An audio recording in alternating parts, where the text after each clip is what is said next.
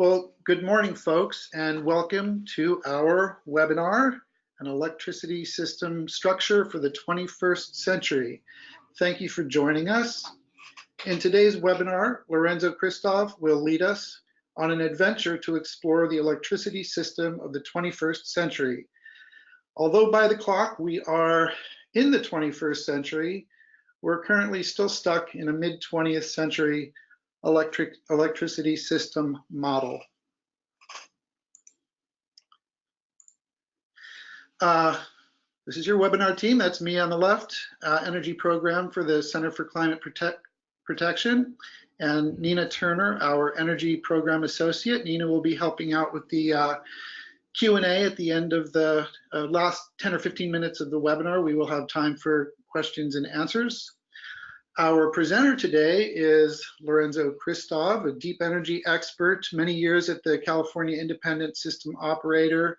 Lorenzo is an advisor to the Center for Climate Protection. A full bio is in the handout section that I'll talk about in a moment. A couple of housekeeping items. The webinar is being recorded. Everyone will receive an email that has the link to the recording. We're all going to be in listen-only mode, and you can enter questions or comments in your control panel at any time, but the Q&A will be in the last 10 or 15 minutes of the webinar. So we have a full suite of handouts for this webinar, a couple of articles that Lorenzo has written, The Future History of Tomorrow's Energy Network, a wonderful wonderful piece that sort of describes what it took to get to the energy system of the electricity system of the future from a vantage point of 2050. So that's a really excellent piece I'd recommend. And as well, the Bottom Up Revolution, a more recent article that Lorenzo has written. Included also are the center's opening comments in the PG&E safety investigation. PG&E had an open-ended question about the electricity restructuring. Lorenzo was the chief author of those comments. The slide decks are in there in PDF form, and as I mentioned, Lorenzo's bio. So a little bit about today's webinar. You know, I don't know about you, but as I go around town from place to place, I find myself always looking at the electricity infrastructure around me and can't help feeling like I'm looking into the past. You know, after all, wooden utility poles have been around since the mid-19th century. If we are evolving a decentralized electricity system with more and more electricity generated and stored on site, will we still be building expensive and inefficient long-distance transmission? And in 2050, will we still see wooden utility poles as we move around our neighborhoods? I mean, in 2050, that'll be like the 200th anniversary of the wooden utility pole. So California has a public policy goal of a fully decarbonized economy by January 1st of 2046. If we achieve this goal, natural gas plants like this one must become a thing of the past. And as most of you on this webinar probably know, gas-fired plants supply about a third of California's power mix and serve as a dispatchable resource and provide resource adequacy and firming for variable renewables. So they do currently play a pretty important role in the power mix. So several factors are combining to precipitate an opportunity for fundamental transformations in the electricity system. This includes the emergence of community choice energy in California, with around 7 other states with community choice law and more on the way. The PG&E bankruptcy and their open-ended question from the CPUC about what the system of the future should look like. New imperatives around enhancing community resilience in the face of ever-increasing calamity brought about by climate instability. So the center is involved in in a number of projects that relate to today's topic. So I just wanted to touch on some of those. We're working with 2 community choice agencies and several other partners on an NREL-funded project aimed at developing a tool that can help CCAs design rates that incentivize solar and storage deployments. We're working with MCE and others on a project where 3 host sites are being used to identify a suite of DERs that can be deployed to optimize multiple benefits, including cost and GHG reductions, with an end goal of a model program for high performance DER deployments. And we're working with Lorenzo and several others on a campaign to encourage the state to establish a program that fosters and supports deployments of DERs in every California community. And also, we just completed a project working with 5 Bay Area CCAs to characterize the relationship between CCAs and DERs and identify the potential opportunities for CCAs in the DER space. A key deliverable in this project is the DER Hub, which is a section of the Clean Power Exchange website with CCA and DER projects clearinghouse. And just a sort of a screenshot of what that looks like, and that's the URL where you can go and explore the DER Hub. So hope folks can do that. I think I now go over to Lorenzo's slides. I'm going to hand it.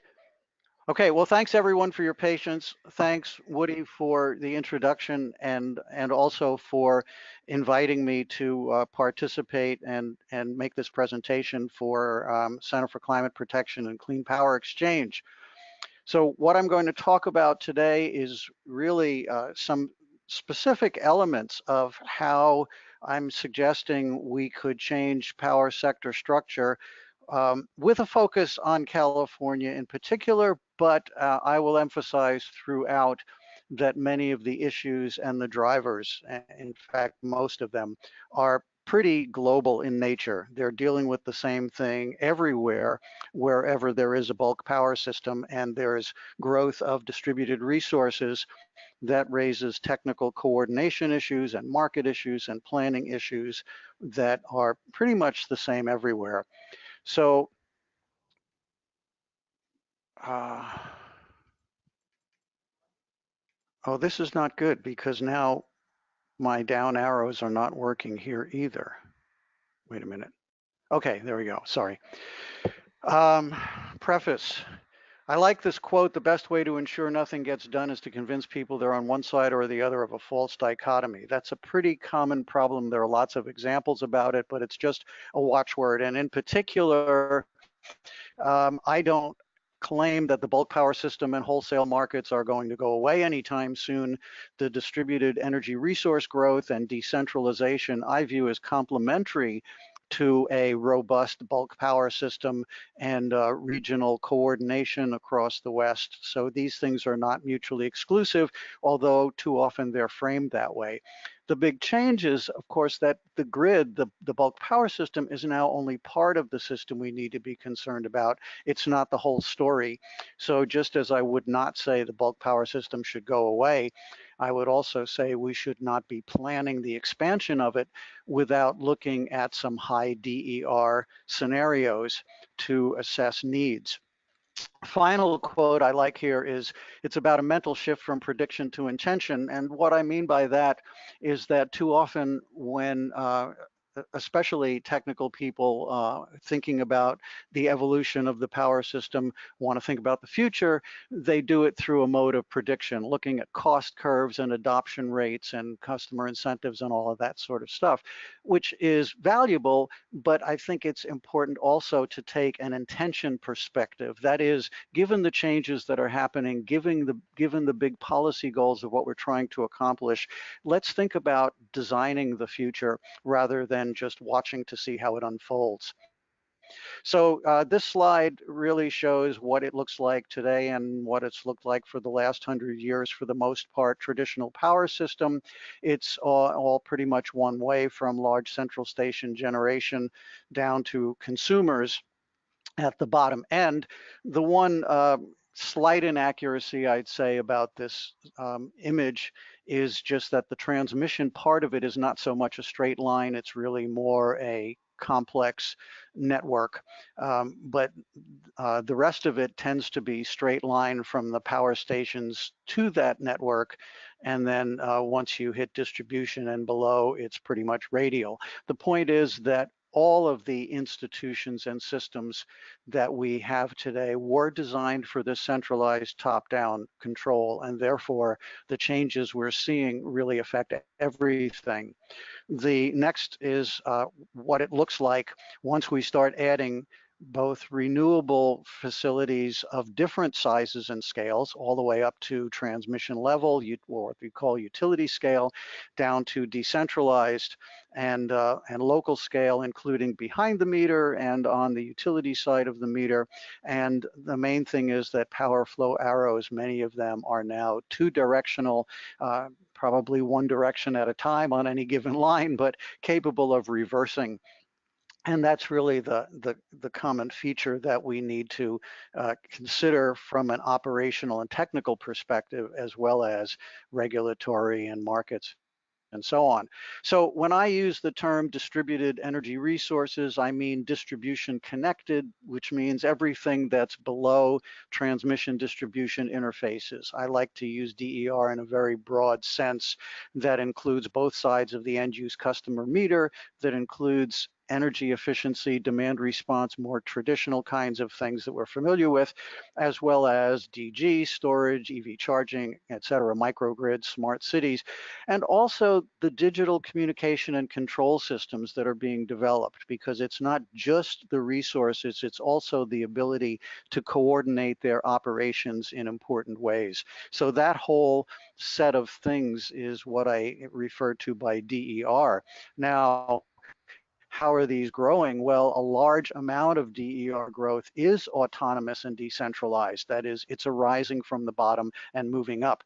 When we think about California's goals around decarbonization, well, a lot of that will involve electrification of things that use fossil fuels today: transportation, buildings, agricultural pumping, industries, et cetera.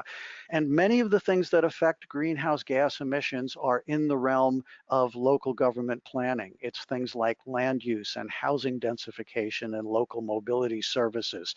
So that's, in a way, the arena where a lot of action is taking place.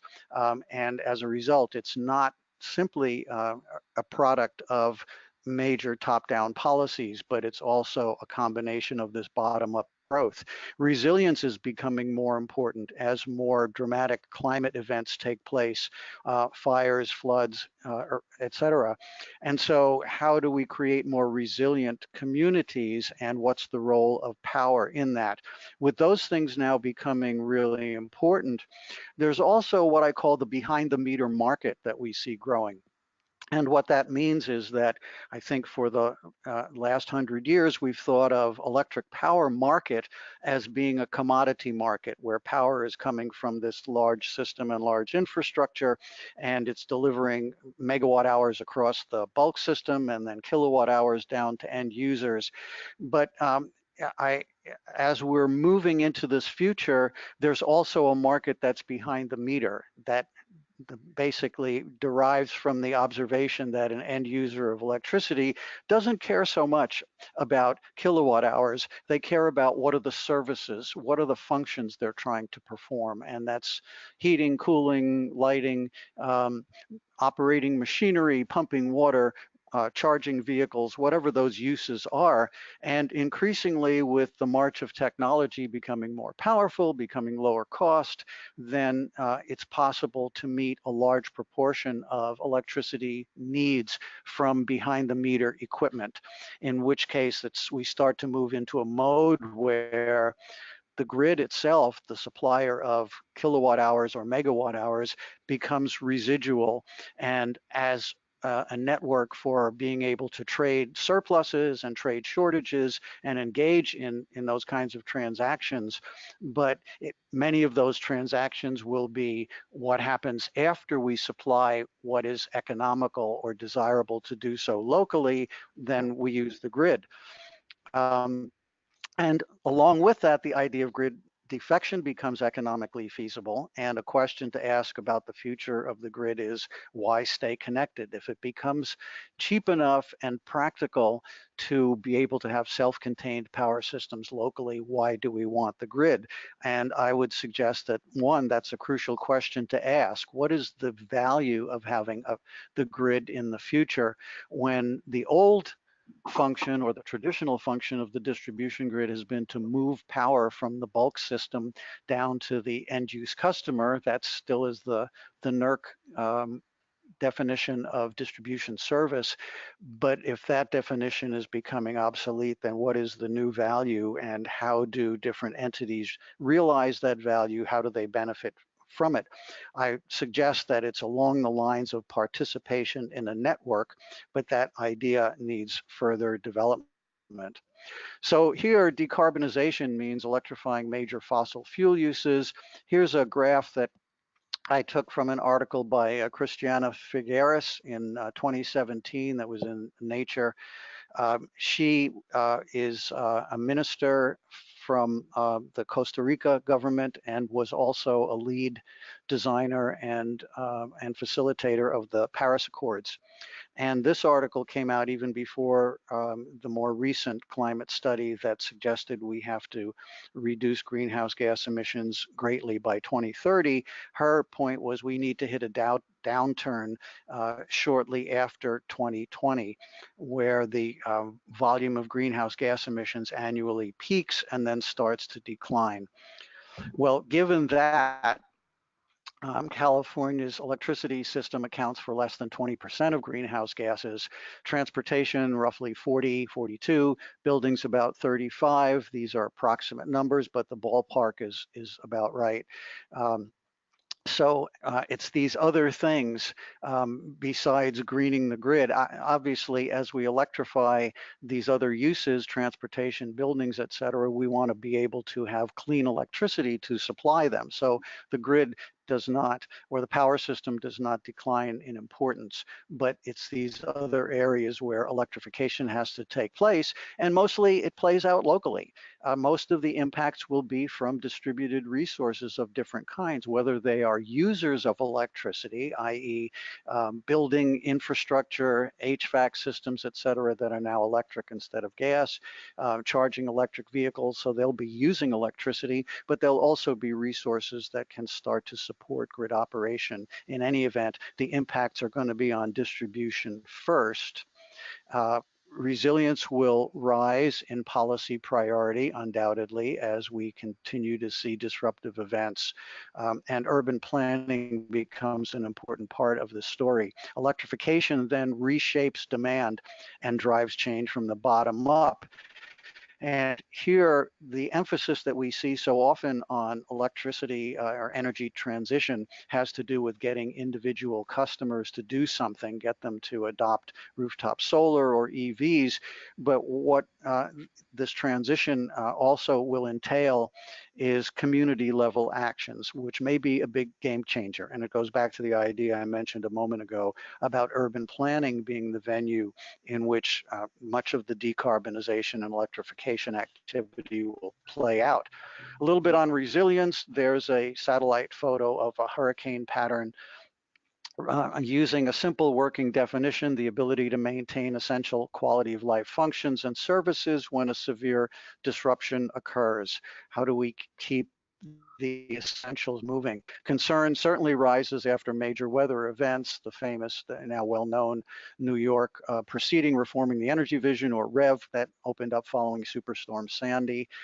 It's been a topic of discussion at the national level, particularly DOE and FERC.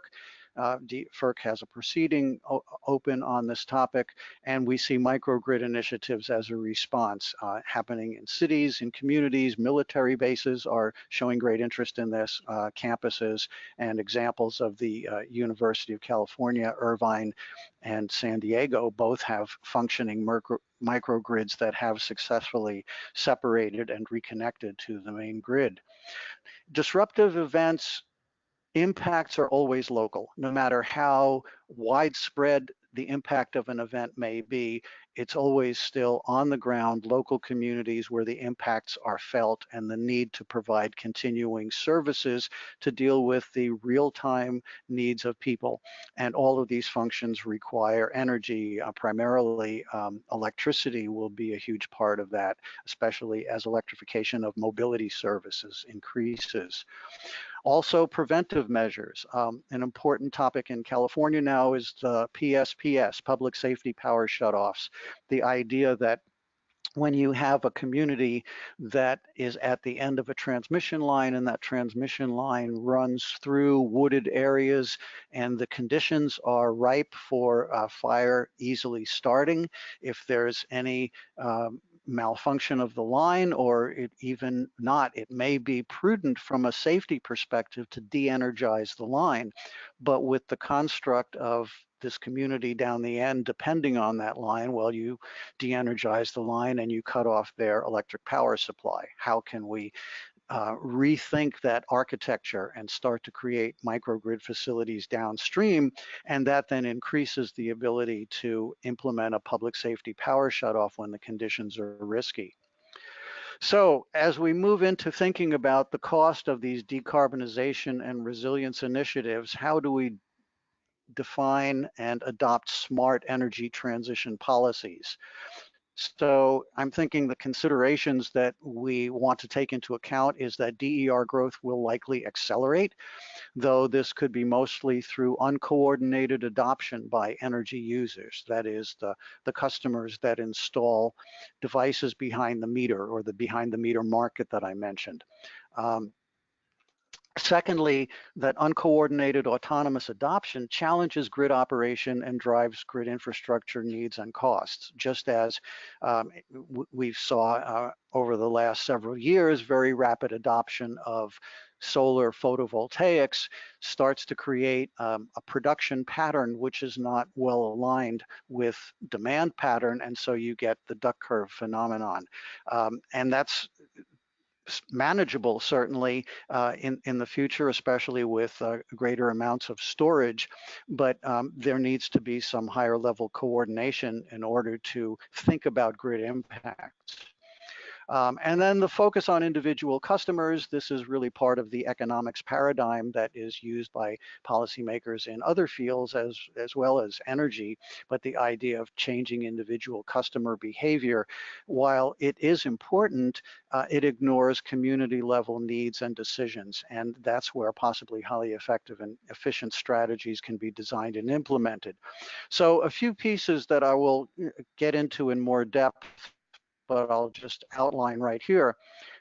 What should smart energy transition policies include? Well, I would say, first of all, that resilient communities ought to become an explicit state policy goals on a par with clean energy, equity and justice, decarbonization, whatever. It's sometimes referred to as adaptation. And that means adapting to the fact that we've already done substantial damage to our ecosystems and are liable to see the consequences of that unfolding in the coming years, even if we were to stop burning fossil fuels very quickly. Those things have been set in motion and will continue. So let's think about resilient communities as a policy goal that really needs to be addressed in some way. With that, then, I am suggesting, and will talk about in a little bit more detail, 2 specific strategies for approaching that idea. One is to create and fund a state level program to plan and implement local decarbonization and resilience projects in all communities in the state. That's referred to as Advanced Community Energy, or ACE proposal. Woody mentioned that as at the beginning as something that Center for Climate Protection is engaged in, and indeed a group of us are working on this together to design a piece of state legislation, hopefully for the next session. And then the second, update the investor-owned distribution utilities' roles, responsibilities, and compensation to support 21st century goals. And this is the open access DSO proposal.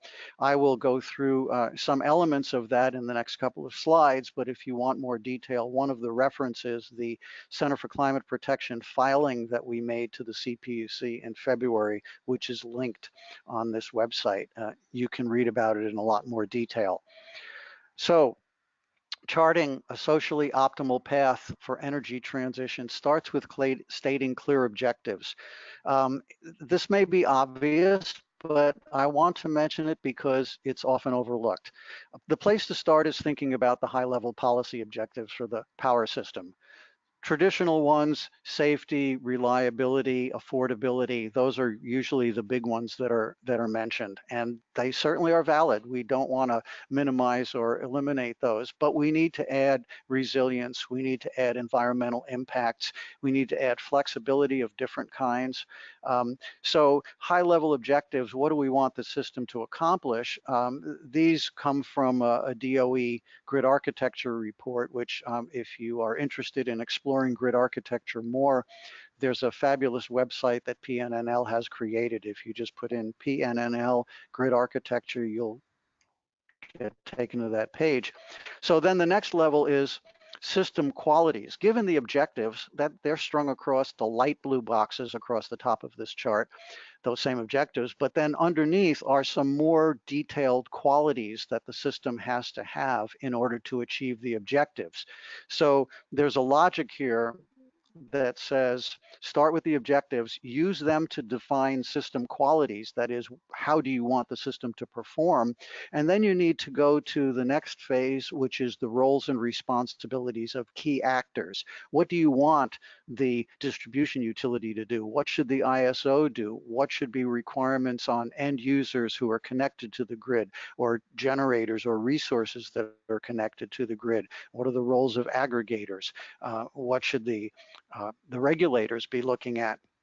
And the reason why I wanted to bring this up is because as we think about this notion of intention, that is designing the system as we want it to work in the future, we can't skip stating the objectives and then the logic that goes from objectives to system qualities to roles and responsibilities. And then after roles and responsibilities, then we can talk about what are the communication technologies that we need, who needs what information, and when do they need it, and how should it be communicated? What controls does each of the key players need, especially the grid operators? They need to be able to send signals to resources to behave in a certain way when needed.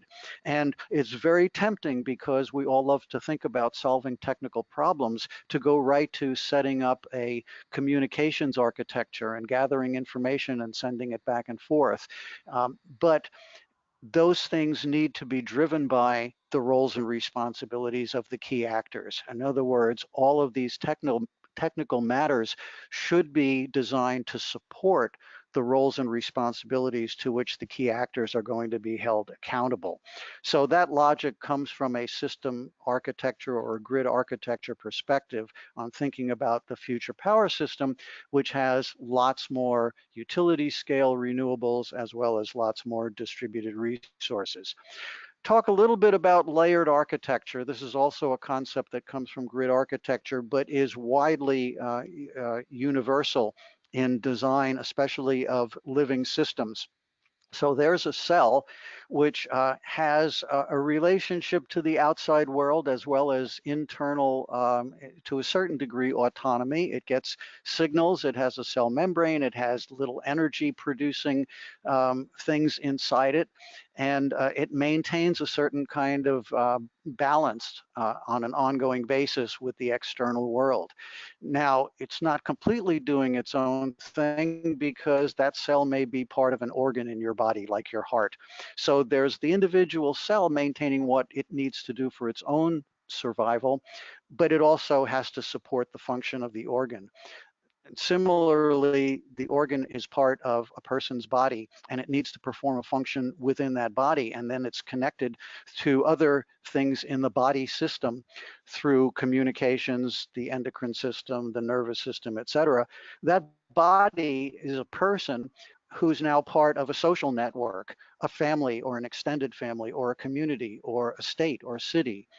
And then that extended family is part of the global ecosystem. There's lots more layers that one could imagine between that, but at each level, there are a certain amount of controls that ensure the function at that level, and then there are ways that each level interfaces with the next level above and below, so that you're simultaneously resulting in a whole system operation, but you're also resulting in effective operation at each of the levels. So applying that idea to the power system, do something similar. If we start with a bottom-up sense of what's going on with distributed resources and resilience, well, we may have smart buildings. That is a building that can essentially function as a little microgrid. It's got rooftop solar, say, and it's got thermal storage and battery storage and control systems, and maybe dozens of individual businesses, individual residences. These are all the end use meters, if you like. That smart building, or a couple of them, might be inside a microgrid. A university campus, say, or a military base might have many smart buildings that individually functions as a little energy system. The microgrid is a larger energy system that contains them. The local distribution area, this is what is defined as a single transmission distribution interface operated by a distribution utility, or DSO, and then connected to the balancing authority area, which is the ISO, and there are many different local distribution areas at each one of those double arrows represents a transmission distribution interface substation. And then the balancing authority is inside the regional interconnection. In the case of the West, there are 38 balancing authorities that all have relations with each other to a certain extent, the red arrows being the imports and exports between them. Now, let's focus on the interfaces for a moment, because if in a layered grid architecture, the essential relationship, let's say, between the local distribution area, the dark blue circle, and the microgrid, the light blue rectangle, that relationship is defined at the interface such that the distribution operator can provide instructions or get information from the microgrid without needing to know what's inside the microgrid. If the responsibility of the microgrid operator is well specified and well implemented, then the microgrid operator takes care of what's happening inside its boundary, but the interface requirements and specifications ensure a stable, robust, and efficient relationship between the microgrid and the local distribution area. Similarly, you can take that up to the relationship between the balancing authority and the ISO. So at one level, rooftop solar storage controls on premises can form a building level microgrid as small as a house. At another level, the bulk power system moves electricity around the solar and wind-rich areas to the load centers, and that's all done through the regional interconnection. The crucial advance that we get from layered architecture is that each layer only needs to manage its interfaces with the next layers above and below. So the local distribution area operated by the DSO, it needs to manage interfaces with microgrids, with smart buildings, with individual customers, and its TD, transmission distribution interface, with the ISO. But the simplification now for the ISO is that it just needs to manage its relationship with the DSO across that interface. It does not need to see everything that's inside the local distribution area. And that's the great simplification that comes from layering. Also, this can be architected with the ability to island at each of these interface points, so that you now have a system that's more resilient to disruptions and cyber events or any other kinds of security violations, and that keeps them from being propagated, or that can remove loads from the system when need be. The layered architecture is very much how nature designs complex organisms and ecosystems. So the first part of what I mentioned earlier, what is a 21st century distribution system operator? This takes off on the idea of a wires only company, which has definitely been circulated around. Policy objective, let's say we want to facilitate the growth of local energy resources of various scales and diverse new actors with a local focus. Community choice agency, non-government organizations, third-party DER providers, and many more.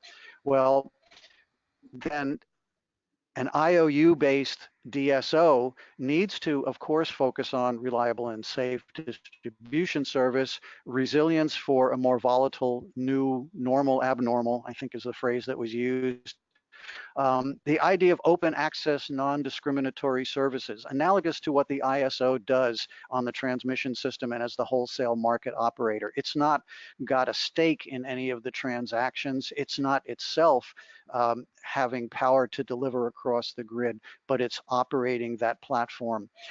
Adding to that transparency of planning, interconnection, grid and market operations, allow DER to provide and be paid for grid services, including what we call non-wire solutions to substitute for infrastructure, and then limit the scope of the regulated monopoly DSO to natural monopoly functions so that we preserve the arena for innovation and tie DSO financial incentives to performance. So the regulatory framework then amounts to these bullets. And this is discussed in a lot more detail in that CCP filing from February at the PUC. Unbundle the utility distribution service, the DSO or the delivery part, from the retail load serving function. The distribution service is a natural monopoly, which is the wires and substations up to the meters. But beyond that, DERs themselves and retail load serving involving procurement, those are potentially competitive, provided by non-utility providers. It does require some rethinking of the provider of last resort. Distribution planning is the same one. Part of the future value, a big part of the future value, is that DERs really do offset the need for infrastructure. We have not got a regulatory or economic framework yet that really optimizes that, but that's where the growth needs to happen and where a large realization of benefits can occur. The next, using market mechanisms, the DSO can procure real-time grid services and fairly compensate flexible customers and DER providers, so that part of the value proposition of DERs and customers that simply have equipment on their roofs but may have surpluses to trade, this gets, or grid services to provide, this gets to the idea of looking at the distribution system as a network in which every endpoint is a participant, but we've got to define what those grid services look like. Partnering with local governments and CCAs to implement community energy resources for decarbonization and resilience, going back to the idea that a lot of the things that achieve resilience and decarbonization are going to be local urban planning or county planning initiatives. We need the DSO to be a partner because the electric power system is part of what enables all this to occur. Real-time operating procedures, so that if some DERs, and you have multiple DERs in a local area and they're providing grid services, we want to be able to ensure that if curtailment is necessary, there are transparent rules and non-discriminatory rules about who gets curtailed when. A data access framework that protects privacy is needed. At the same time, it needs to enable all of these things that I've had above. That is, the third parties, the DER developers, et cetera, need to have adequate access to information. And then, of course, the DSO needs to coordinate planning, operations, and markets with the ISO and TSO. Although that's the last item on the list, it's a crucially important one that's being discussed everywhere. I was just listening to a really excellent webinar this morning put on by EPRI and the European grid operator, talking about how they're working on that issue. It's a huge activity in the European Union and in UK and Australia and elsewhere. So advanced community energy, we're getting near the end here.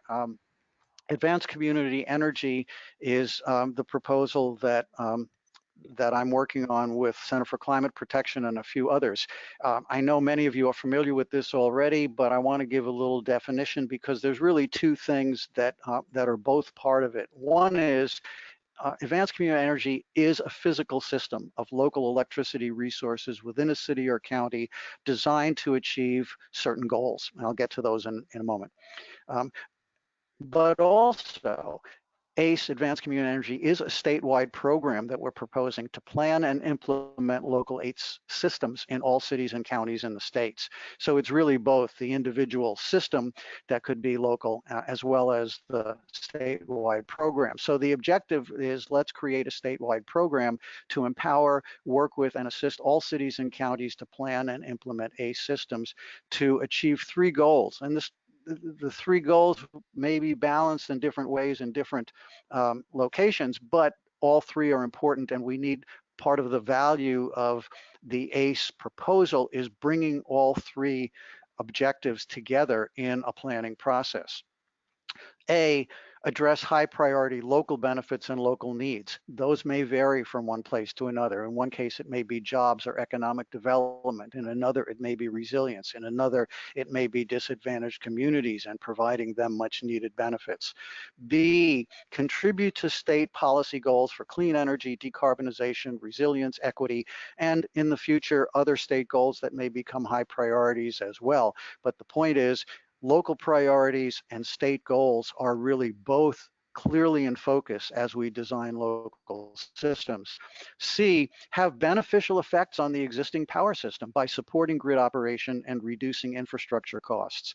So that leads us to wanting to create systems that accomplish A and B, but that are grid friendly, that will help avoid infrastructure costs, that will support reliable operation, that will manage extreme production profiles locally and short-term volatility locally, rather than export those problems upstream, sending them up to the transmission operator. And C, of course, is why the distribution utility needs to be a critical partner in this.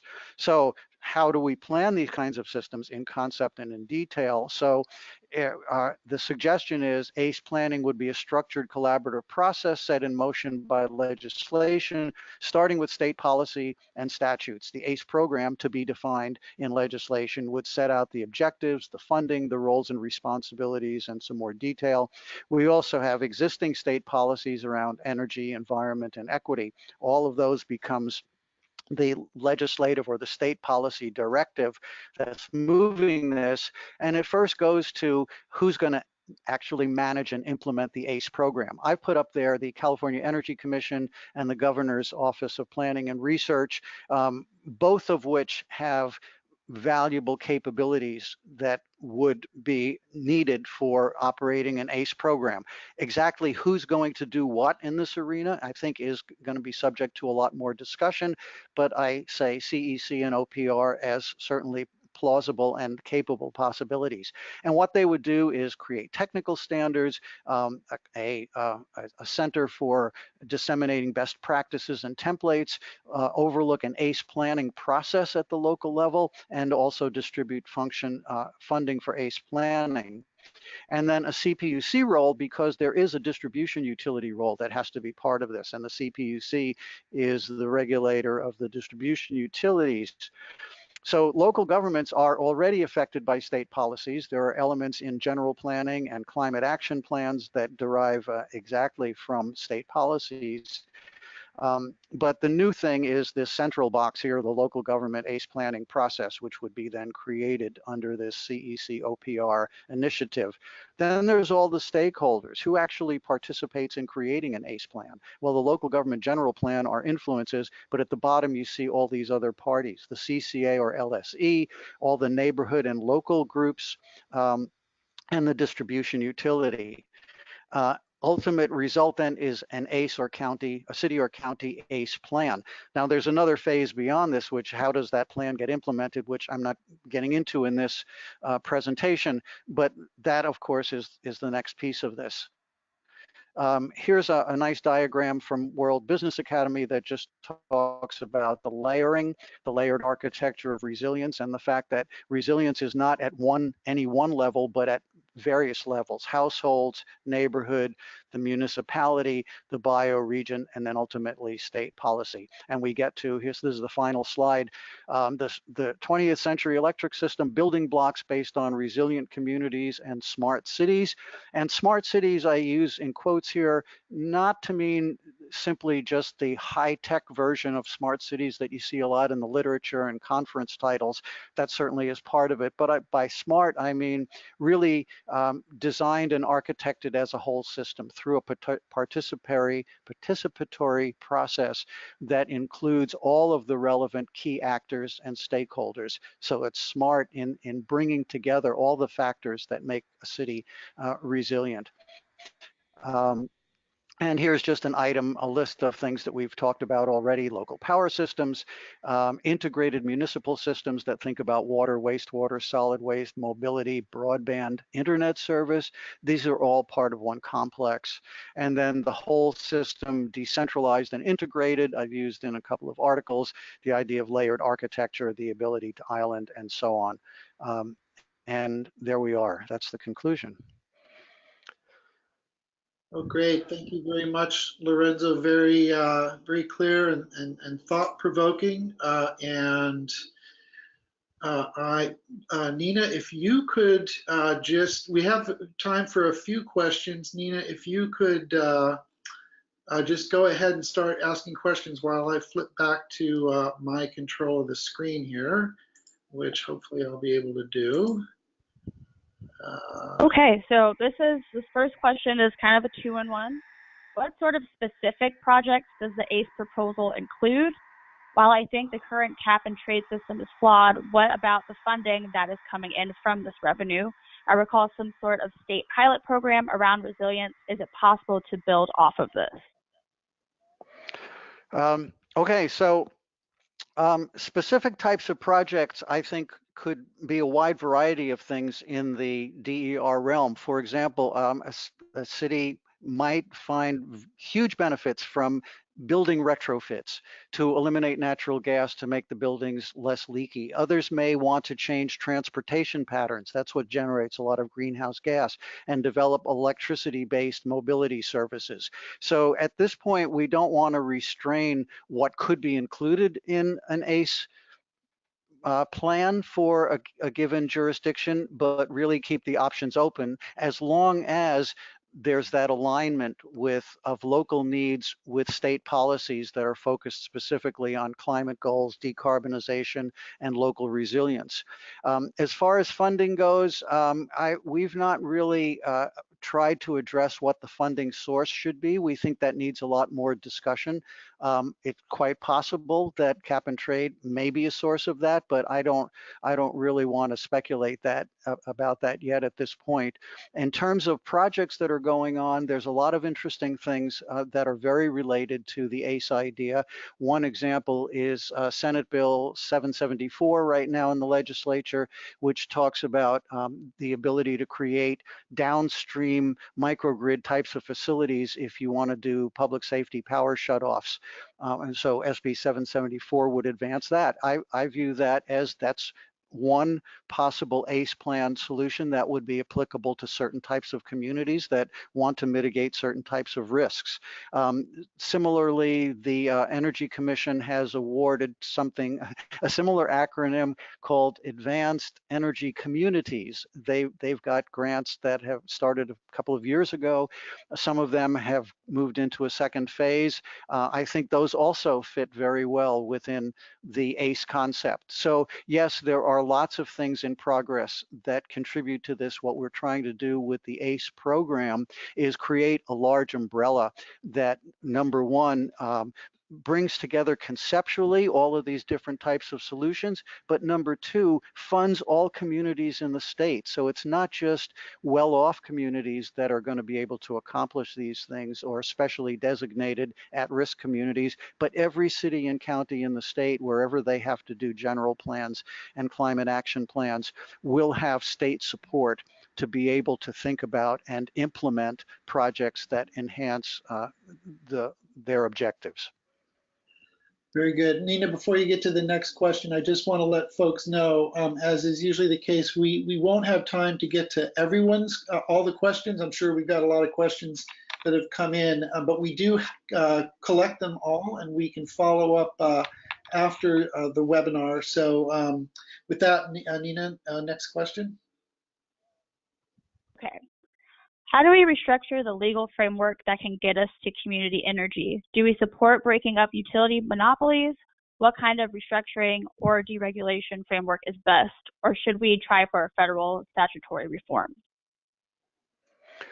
Well, distribution and retail service are currently state regulated. And so I would at least initially start within the state. I think legislation is needed to kick off this open access DSO concept as a way to restructure some of the functions of the investor-owned utilities. Municipals, of course, a municipal electric utility is already subject to the municipality oversight. But for the investor-owned utilities that serve large areas, I think I would expect that a legislative direction that lays out some of the specifics of what an open access DSO should look like, and then defers to proceedings, probably at the CPUC, to actually work out some of the details about enabling that to occur. Now, the question of coordination with wholesale markets and transmission, that obviously gets into FERC territory, and FERC is making some inroads there. For example, Order 841 on storage participation. They may issue a ruling on DER aggregation in the near future. So there are things that start to overlap. I think it would be good to start to have conversations in the policy arena as to how federal and state jurisdiction could interact for this future. But at least in the near term, I think allowing states which have different state policy objectives and different institutional structures around how their regulators work, to allow individual states, especially ones that are in the leading edge, to have some ability to reshape distribution and retail and DER participation at the state level. Rather than moving too quickly to federal mandates. Where I think the value can come about is if the federal agencies like NERC, who are thinking about what do DER do to the bulk power system and what kinds of relationships between transmission and distribution do we need to ensure bulk system reliability. I think conversations there about layered architecture and how that might work. I think ultimately we will need standards, national standards around transmission distribution interfaces and how that coordination takes place. But in the meantime, I think moving towards a more open access distribution system model could best be handled at the state level. All right, we're coming up on the noon hour. I think we have time for one more quick one. Nina? Okay. What is your political strategy to pass an ACE bill? Who might be your legislative champions? Well, that's a work in progress. But what we are doing is we're looking at all the bills that are in this session that are related to some of the ACE themes, like I mentioned, SB 774 before, that deals with resilience of communities at the ends of fire risk transmission lines. So our first strategy is really to look at the legislation and the sponsors of that legislation that are promoting things that are philosophically aligned with ACE. And in many cases, I think those initiatives are all very good and directed at very good purposes, but there's no overarching umbrella. And so we're trying to think of ACE as an overarching umbrella for all local communities to develop systems, and then try and work with the authors of all the bills that are doing some piece of that, and seeing if we can find a basis for common support. All right, I think we should leave it there. And as I said, folks, we can follow up after the fact on some of your questions, and certainly feel free to reach out to me. My contact information will be here at the end. Just a few dates of things coming up. We have our annual Business of Local Energy Symposium coming up in June 20th, 21st in Irvine. If you have not yet registered for the symposium, please do. It is 300 to 400 movers and shakers in the clean energy and community choice community gathering to compare notes. This webinar will be made available, and so don't worry about that. The next lean market call will be on June 14th. There's a registration link. And our next planned webinar, we're going to focus in on the Advanced Community Energy Program on July 17th. We're going to skip June due to the Business of Local Energy Symposium. And with that, that's my contact information. I want to thank Lorenzo once again for the fantastic presentation. And thank you all for being on. Until next time, we very much appreciate your attendance and see you next time. Take care.